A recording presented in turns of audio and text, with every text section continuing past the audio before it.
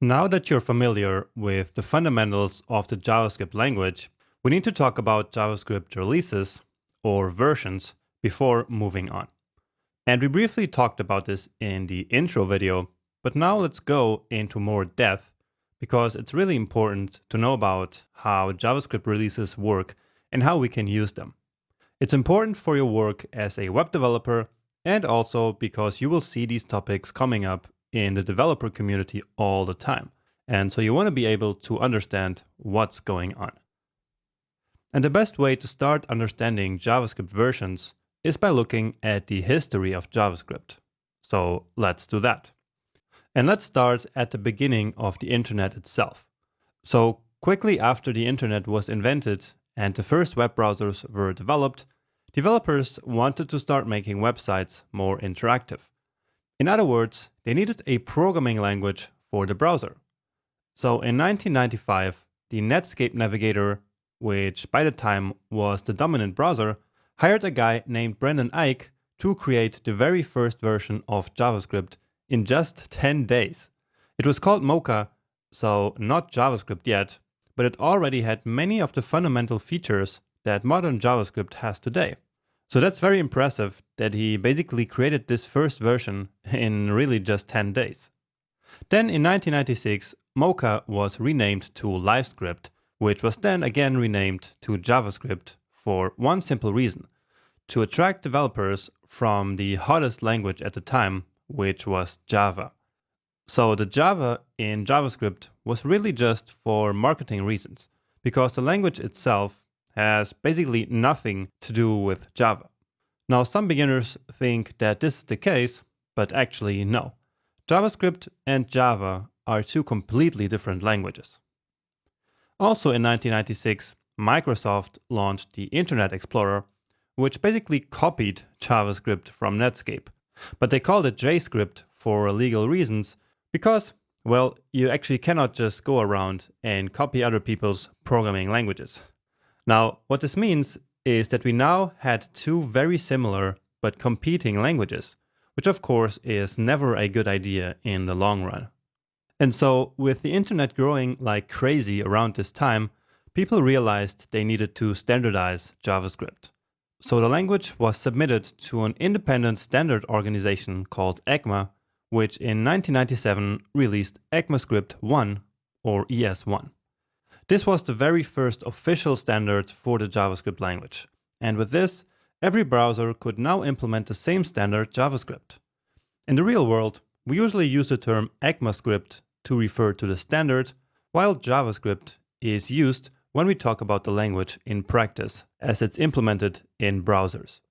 Now, fast forward to 2009, after a lot of complications and disagreements about where the language should be headed, ES5 was released with a lot of great new features. And then finally, another 6 years later, the much-awaited new version ES6 was launched in June 2015. And this was the single biggest update to the language ever. So it contained a ton of new exciting features, which we will explore throughout this entire course. This was and still is a really big deal for JavaScript and for the whole web developer community. Now, you will also see ES6 being called ES 2015, which is actually the official name, but most people just call it ES6. And so that's what I'm going to do here as well. And actually the reason for ES6 being called ES 2015 officially is that in 2015, ECMAScript changed to an annual release cycle. So right now, there's going to be a new release every single year. The reason for that is that they prefer to just add a small number of new features per year instead of shipping a huge new version every couple of years like it happened with ES6. And so this way, it's going to be much easier for everyone to keep up to date. And so according to this new annual release cycle, in 2016, ES 2016 or ES7 was released, ES 2017 in 2017, and like this, it will continue until the end of time, or something like that. Now, there is one particularity about JavaScript releases which is pretty unique for any programming language, and that is backwards compatibility all the way to ES1. So what does that actually mean? Well, basically it means that if you were to take some JavaScript code written back in 1997 and put it in a modern browser with a modern JavaScript engine today, it would still work just the same. So again, the JavaScript engine that's in our browsers today is able to understand old code written 25 years ago without having to rely on version numbers or anything like that. It just works. And it works this way because of the fundamental principle that's baked into the JavaScript language and its development, which is to not break the web. This means that there is almost never anything removed from the language, but only added in new versions. And actually, we cannot really call them new versions even, because they do not contain breaking changes like when other languages move to a new version. Instead, new versions are always just incremental updates which add new stuff. And so I like to call them releases and not versions. The ECMAScript committee who works on updating the language does all this so that old websites basically keep working forever. Just imagine they removed some important feature that made a website from 2008 work just fine. If you then wanted to visit that page, it would be broken. And that's why we, fortunately, have the don't break the web principle. Now, of course, this comes with problems, because there are tons of old bugs and weird things in the language. Remember that Brendan Eich made the very first version in just 10 days, and no one back then could even imagine what JavaScript would be used for one day. The initial goal of JavaScript was just to add some simple dynamics to pages, not to write whole web applications in the browser like we do today.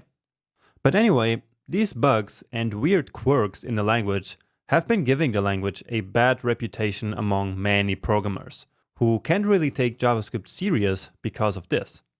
But here's the thing.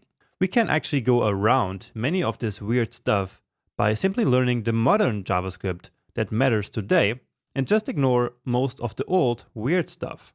And so that's exactly what we're going to do in this course. So next time your friends start hating on JavaScript, and believe me, this actually happens, then just tell them about the amazing things that you can build with it.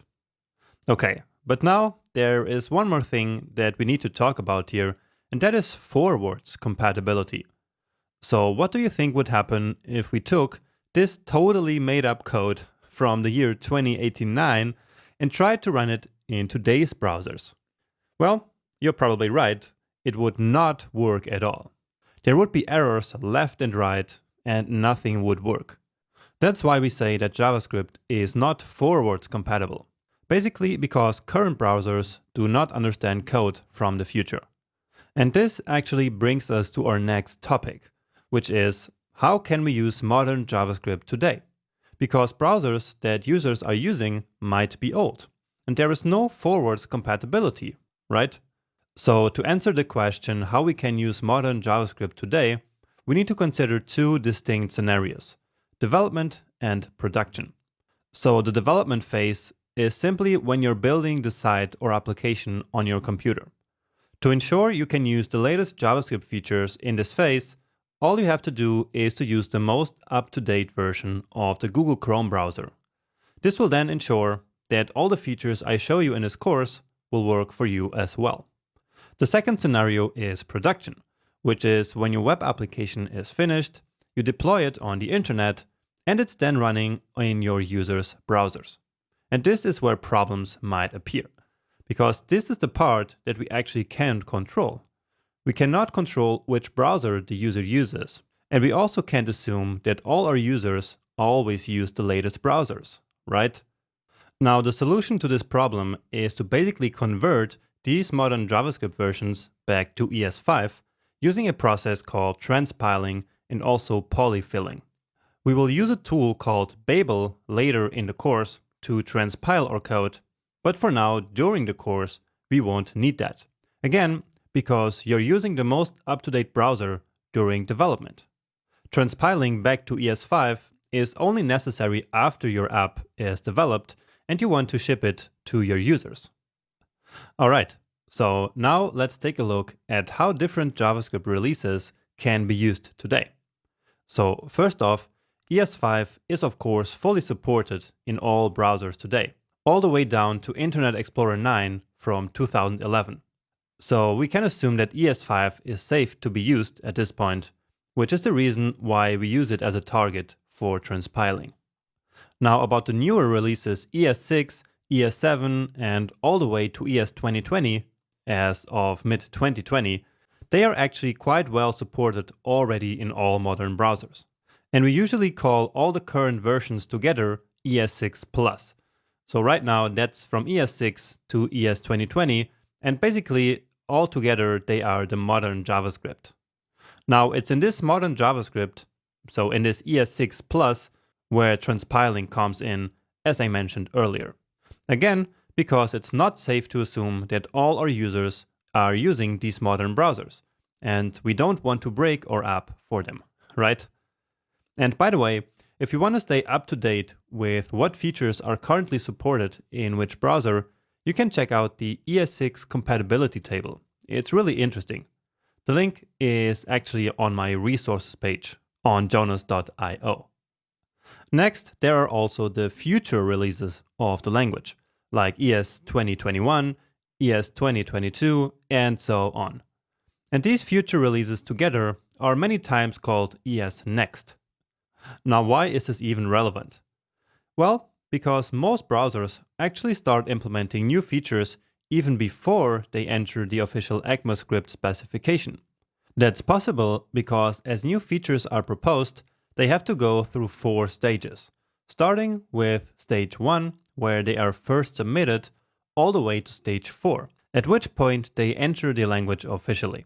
But when a feature is at stage 3, browsers can be pretty sure it will eventually pass to stage 4, and so they're going to start implementing that feature while still in stage 3. And there is a lot more to be said about this, and actually I find this really fascinating, but I'm going to stop here. You can find tons of information about this online if you want to learn more.